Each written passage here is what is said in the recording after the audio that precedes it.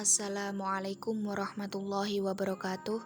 Perkenalkan, saya Anissa Ayu Irsad Azharo, NIM 19212111115, menyampaikan mengenai sosiologi hukum menurut Emil Durkheim dan realitasnya di Indonesia.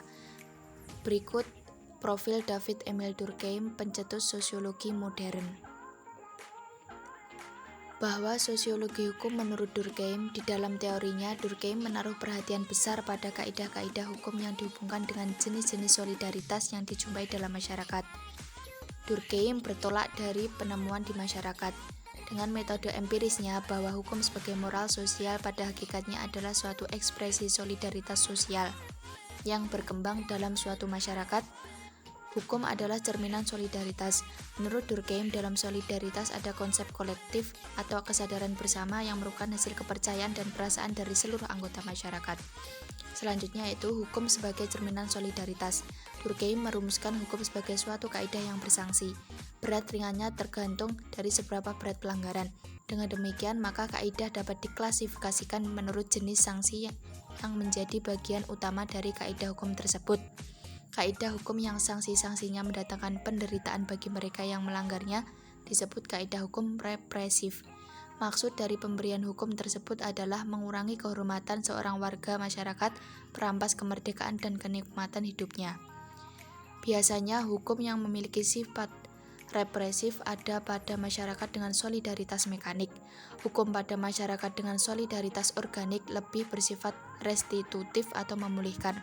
Hukum di sini berkaitan dengan upaya pemberian kesembuhan atas tindakan penyimpangan yang diderita oleh korban. Hukuman dievaluasi sebagai pola untuk menentukan hukuman apa yang paling baik dijatuhkan kepada pelanggaran dapat digunakan sebagai upaya rehabilitasi pelanggar. Hukum seperti ini biasanya banyak dijumpai di perkotaan.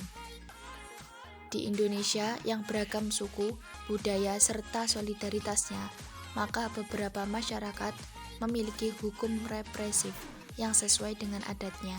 Tetapi bukan berarti hukum represif menjadi tolak ukur suatu kemunduran budaya.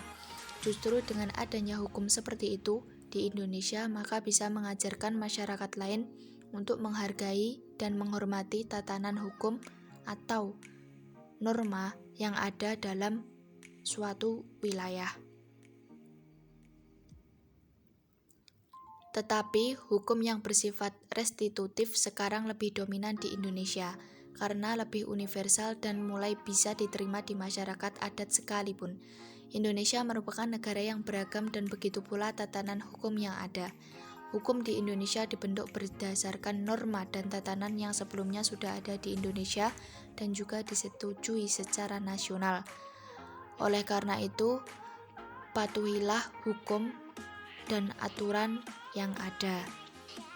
Baik, mungkin cukup sekian penyampaian dari saya. Apabila ada kurangnya, saya mohon maaf.